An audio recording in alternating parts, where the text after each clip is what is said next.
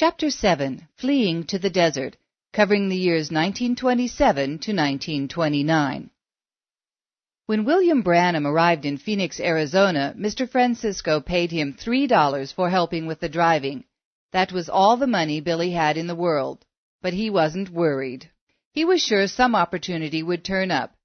It was December in the year 1927. He was 18 years old and bursting with enthusiasm at his new chance in life.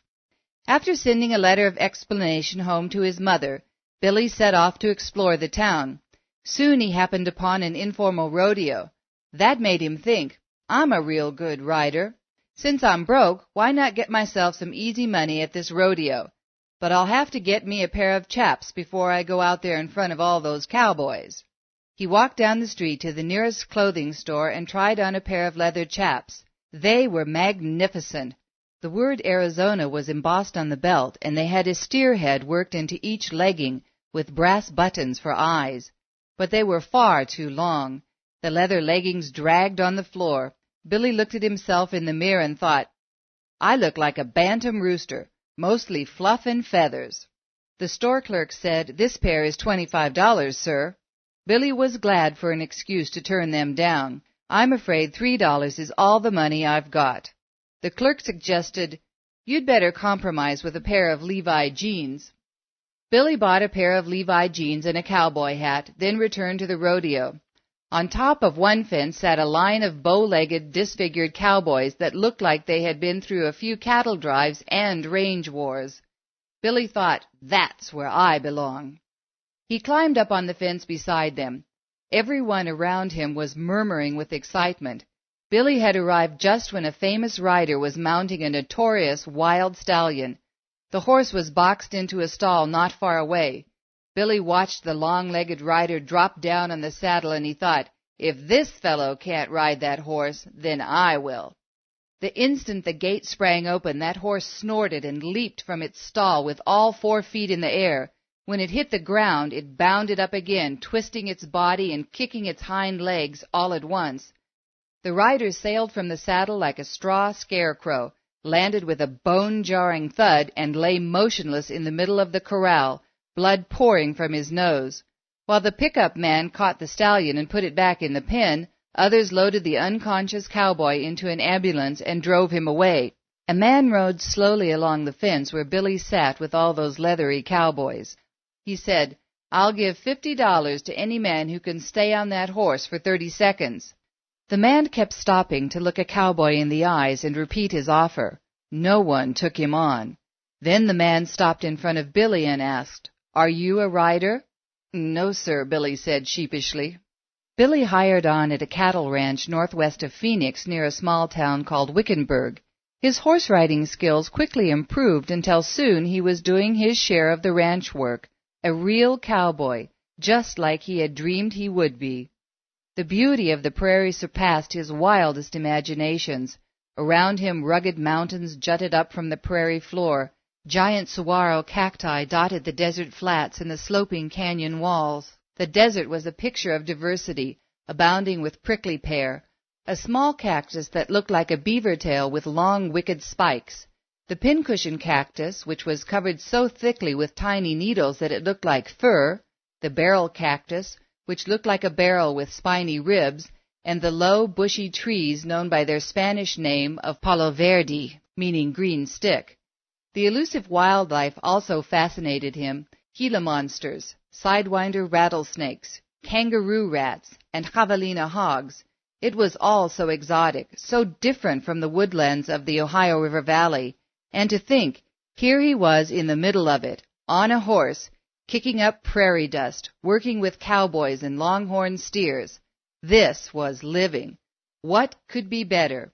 He felt as though he had stepped into one of those romantic Western movies he had watched when he was a boy.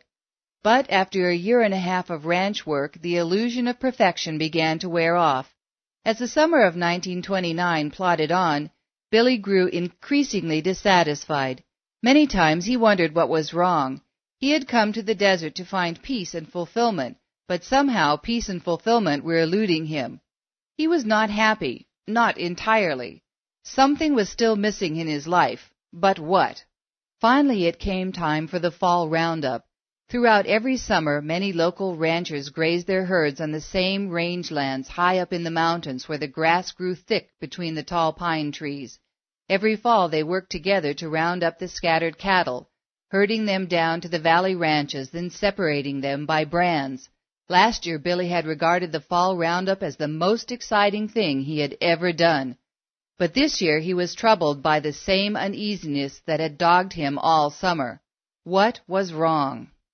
When evening came on the trail, Billy slipped the saddle off his horse and set it near the campfire for a pillow. After supper, he leaned back against his saddle to watch the sun dip behind the mountains, flinging brilliant orange, pink, and red streamers into the sky.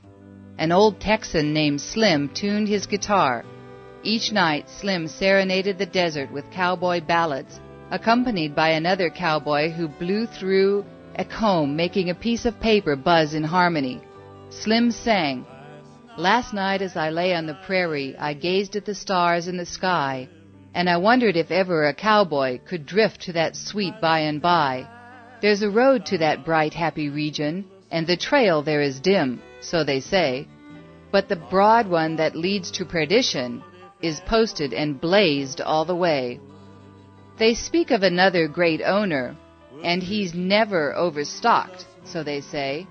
He'll always make room for a sinner that'll drift on the straight, narrow way. They say he will never forsake you, and he knows every action and look. For safety we'd better get branded, have our name in his great tally book. For they say there will be a great roundup, when cowboys like dogies will stand, to be marked by the riders of judgment, who are posted and know every brand. I guess I will be a stray yearling, just a man that's condemned to die. I'll be cut in the bunch with the rusties when the boss of those riders comes by." Billy understood what the words of the ballad implied. Stray yearlings were unbranded cattle that ended up as soup meat. And what about the great owner with his tally book? Billy wondered if that could be what was troubling him. Was it something to do with God? Slim strummed another tune, this time an old church hymn. "Down at the cross where my Savior died, down where for cleansing from sin I cried, there to my heart was the blood applied, glory to his name." Listening to that slow, lingering melody, Billy felt a distinct ache in his heart.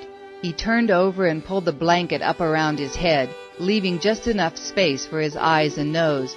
The stars seemed so close, as though they were pasted just above the mountains. In the everlasting whisper of the breeze through the pine trees, Billy imagined he heard God calling him as he had called his first son gone astray. "Adam, Adam, where art thou?"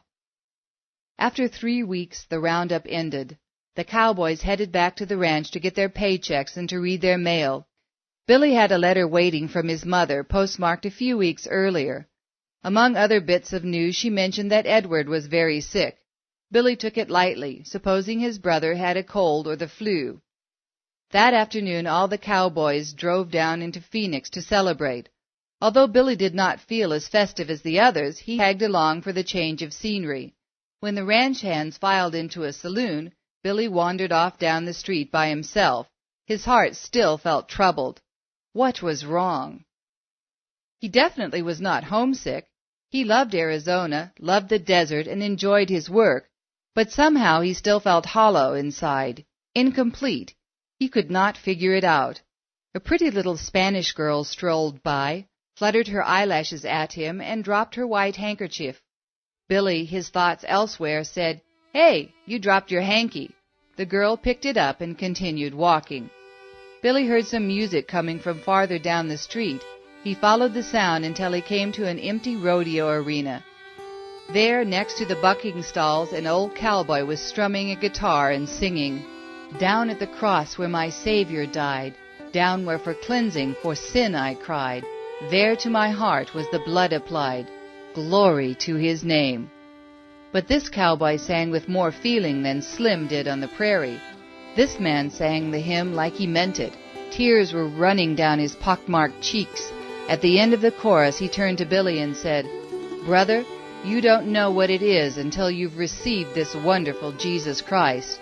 and he started the chorus again. Glory to his name. Billy pulled his hat down and walked away, his heart churned with inexpressible feelings. By the time Billy wandered back to the saloon, his fellow ranch hands were laughing uproariously, shooting at one another's toes to make each other dance, and betting one another $5 they could walk a straight line, and every one of them so drunk they had trouble staying on the sidewalk. Billy herded them to the car and drove them back to Wickenburg. The next morning, when Billy entered the mess hall, he was given a note that said, "Bill, come out to the north pasture. Very important." Pop, an old Lone Star Ranger, was waiting for him by the corral gate. "I'm afraid I have bad news for you," Pop said. He handed Billy a telegram that read, "Your brother Edward died last night. Come home at once." The news stunned him. It was the first death he had experienced in his immediate family. He turned away from Pop and looked out across the yellow, sun-parched prairie, tears running down his cheeks.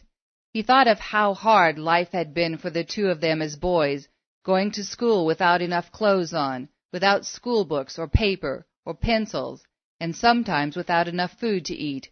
Then Billy remembered stealing that one handful of popcorn from his brother. Oh, if he could only go back and live it over! He would never steal such a treat from a poor, hungry friend. But he couldn't live it again. Now he couldn't even say he was sorry. Edward was gone. Billy wondered if Edward was ready to meet God. Then the thought struck him. How about himself? Was he ready to meet God? Billy returned to Jeffersonville for the funeral. At the conclusion of his sermon, Reverend McKinney said, "There may be some here who do not know God. If so, accept him now." Billy gripped his seat to keep him from standing up. Something strange was tugging at his heart, some kind of magnetism that he didn't understand. Whatever it was making him miserable. After the funeral, Billy planned to go back to Arizona, but his mother begged so hard for him to stay in Indiana that Billy finally agreed, provided he could get some work. Soon he landed a job digging ditches to lay gas pipes for the local public service company, Public Service, Indiana. He decided he would stay in Jeffersonville, at least for a while. Snow fell late in the fall of 1929. When Billy woke up and saw the ground all white and cold, he took one of his mother's blankets, drove down to the cemetery, swept the snow off Edward's grave, then stretched the blanket over the fresh mound of dirt. He wanted Edward to be warm.